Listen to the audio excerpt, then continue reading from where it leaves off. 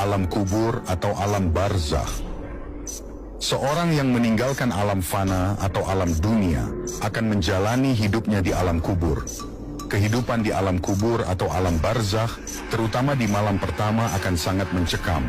Sebab seorang yang meninggal, ketika roh meninggalkan jasadnya, maka dia seperti dalam alam mimpi, belum percaya apakah dia sudah meninggal.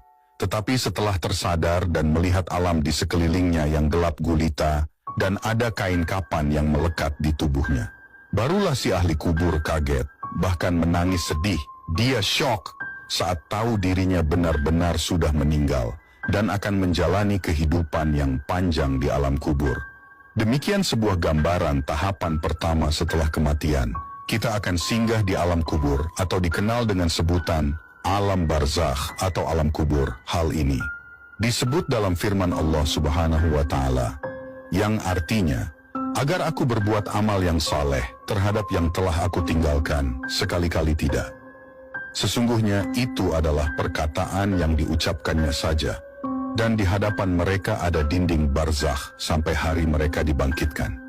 Al-Quran Surat Al-Mu'minun ayat 100.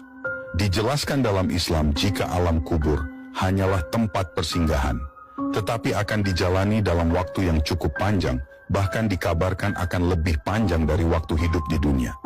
Bahkan disebutkan pula, jika di alam kubur inilah manusia sudah bisa mengetahui di mana dia akan tinggal di akhirat kelak, apakah di surga atau di neraka. Jikapun bisa masuk surga, dia akan dihisab, bahkan sejak di alam kubur, dia sudah mendapatkan siksaan.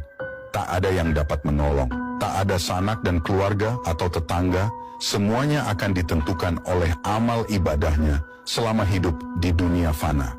Bahkan disebutkan dalam hadis, akan datang dua sosok malaikat yang bernama Munkar dan Nakir, yang artinya, oleh karena itu, sebagaimana hadits riwayat Utsman bin Affan, apabila mayat telah dikuburkan, Rasulullah Shallallahu Alaihi Wasallam kerap berdiri di samping kuburan tersebut dan berkata, mohonkanlah ampunan untuk saudara kalian dan mintakanlah keteguhan untuknya karena dia sekarang sedang ditanya.